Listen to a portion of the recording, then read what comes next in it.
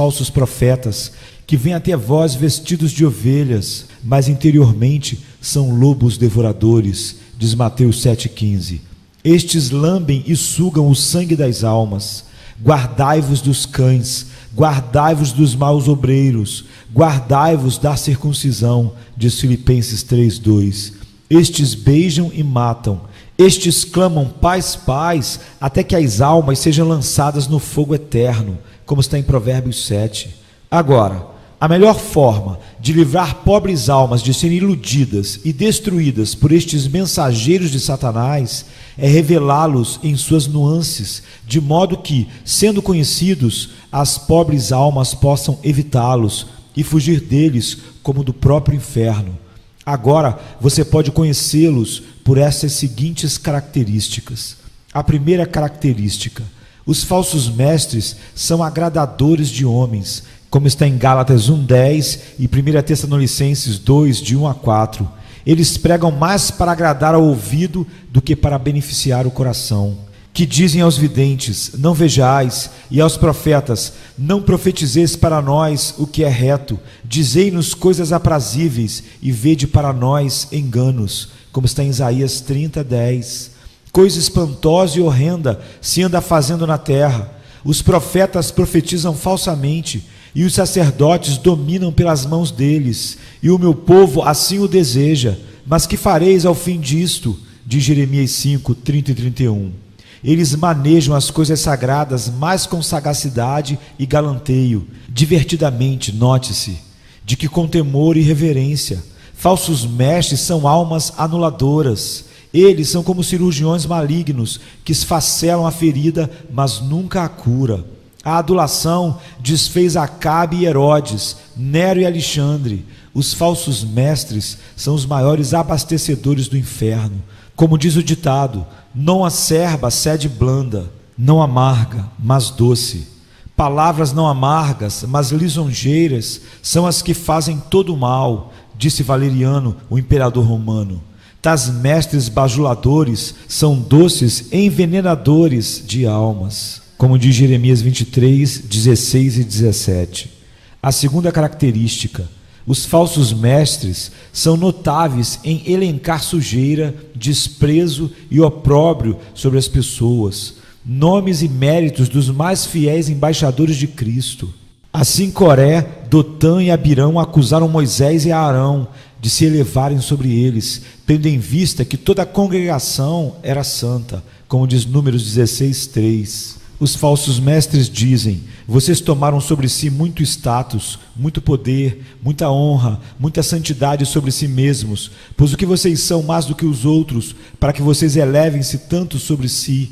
E desta forma, os falsos profetas de Acabe contenderam com o bom Micaías, pagando-o com golpes por falta de melhores motivos, como está em 1 Reis 22, de 10 a 26. Sim, Paulo, o grande apóstolo dos gentios, teve o seu ministério atingido e sua reputação atacada por falsos mestres, porque as suas cartas, eles dizem, são graves e fortes, mas a presença do corpo é fraca e a palavra desprezível, como está em 2 Coríntios 10, 10.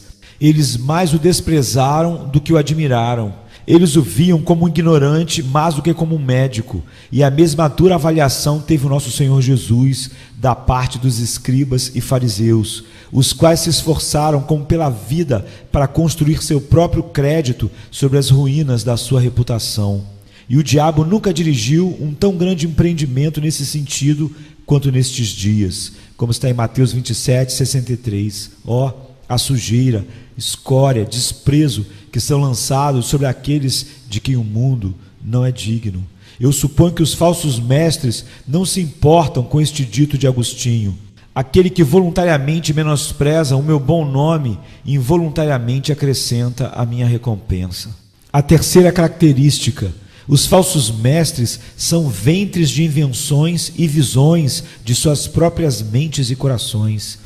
E disse-me o Senhor: os profetas profetizam falsamente no meu nome, nunca os enviei, nem lhes dei ordem, nem lhes falei. Visão falsa e adivinhação e vaidade e o engano do seu coração é o que eles vos profetizam, como está em Jeremias 14, 14. Assim diz o Senhor dos Exércitos: não deis ouvidos às palavras dos profetas que entre vós profetizam. Fazem-vos desvanecer, falam da visão do seu coração, não da boca do Senhor. De Jeremias 23:16. Não há multidões nesta nação cujas visões são apenas ilusões douradas, vaidades mentirosas, fantasias de mentes doentias. Estes são os grandes beneficiadores de Satanás, e a justiça divina os lançará no inferno, como tal aos grandes malfeitores, se o médico das almas não impedir isso. A quarta característica: os falsos mestres facilmente passam por cima das coisas grandes e importantes, tanto da lei quanto do evangelho, e insistem nas coisas que são de menor urgência e relevância para as almas dos homens. Ora, o fim do mandamento é o amor de um coração puro e de uma boa consciência e de uma fé não fingida, do que, desviando-se alguns, se entregaram a vãs contendas, querendo ser mestres da lei e não entendendo nem o que dizem, nem o que afirmam. Diz 1 Timóteo 1, 5 e 7, dizendo: na cadeira de Moisés estão assentados os escribas e fariseus. Todas as coisas, pois, que vos disserem que observeis, observai-as e fazei-as, mas não procedais em conformidade com as suas obras, porque dizem e não fazem. Diz Mateus 23, 2 e 3. Os falsos mestres são bons nos menores dos aspectos da lei, e tanto quanto negligentes nos maiores.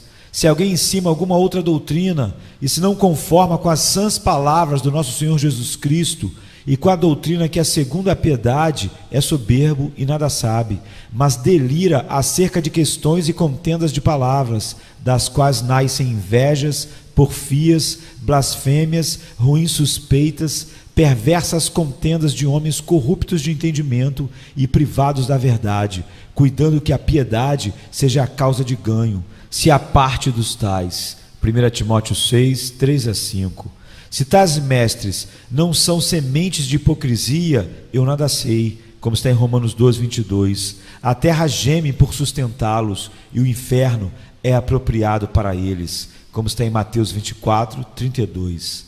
A quinta característica: os falsos mestres encobrem e colorem seus princípios perigosos e almas impostores com discurso muito justos e pretensões plausíveis, com conceitos elevados e expressões douradas.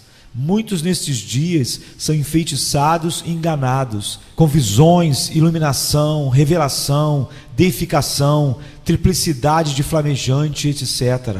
Como prostitutas, pintam seus rostos e cobrem e perfumam suas camas, para melhor seduzir e enganar as almas simples, como está em Gálatas 6, 12, 2 Coríntios 11, 13 e 15, Romanos 16, 17 e 18, Mateus 16, 6, 11 e 12 e Mateus 7, 15. Assim, os falsos mestres colocarão uma grande quantidade de pintura e enfeites sobre os seus mais perigosos princípios e blasfêmias, para que possam melhor enganar e iludir as pobres almas ignorantes. Eles sabem que o veneno adocicado desce suavemente. Eles embrulham suas perniciosas púpulas de matar almas em ouro. Agora, a sexta característica: os falsos mestres esforçam-se mais para ganhar os homens para suas opiniões do que para melhorá-los em suas conversações, em suas vidas. Ai de vós, escribas e fariseus, hipócritas, pois que percorreis o mar e a terra para fazer um prosélito, um convertido, e depois de terdes o feito, o fazeis filho do inferno 2 vezes mais do que vós. Eles se ocupam mais sobre a mentalidade dos homens. Seu labor não é para melhorar os corações dos homens e endireitar as suas vidas, e nisto eles são muito mais parecidos com o seu pai, o diabo, que não poupará esforços para ganhar os prosélitos, os convertidos. A sétima característica: os falsos mestres fazem negócio dos seus seguidores. E também houve entre o povo falsos profetas, como entre vós haverá também falsos doutores, que introduzirão encobertamente heresias de perdição, e negarão o Senhor que os resgatou, trazendo sobre si mesmos repentina perdição. e muitos seguirão as suas dissoluções, pelos quais será blasfemado o caminho da verdade, e por avareza, por amor ao dinheiro, farão de vós negócio com palavras fingidas, sobre as quais já de largo tempo não será tardia a sentença, e a sua perdição não dormita, como diz 2 Pedro 2, 1 e 3. Eles buscam os seus bens mais do que o seu bem, e se preocupam mais com o serviço de si mesmos do que com a salvação de suas almas. Então, eles podem ter as suas matérias, bens materiais. Eles não se importam que Satanás tenha as suas almas, como está em Apocalipse 18, 11 a 13. Contanto que eles possam no máximo tomar a sua bolsa, eles seguirão adiante tais princípios como se fossem muito indulgentes com a carne. Os falsos mestres são os grandes adoradores do bezerro de ouro, como está em Jeremias 6, 13.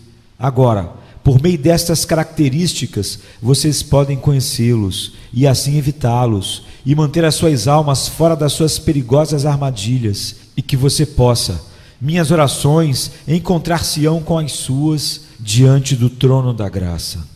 Amém. 7 características dos falsos mestres. Thomas Brooks, 1608-1680.